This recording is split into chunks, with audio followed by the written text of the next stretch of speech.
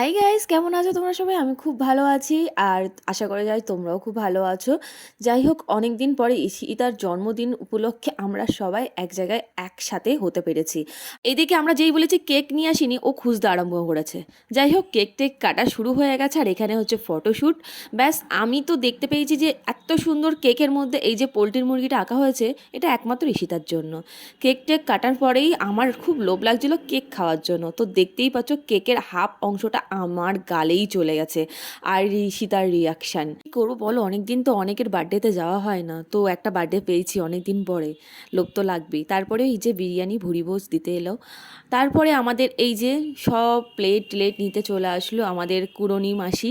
Direct এবার ঈশিতা রাজরানী থেকে ভিখারিনী হয়ে গেছে। তারপরে আবার কি, এই যে গিফট দেওয়া, লাস্টেই এই পজিশনটা ছিল।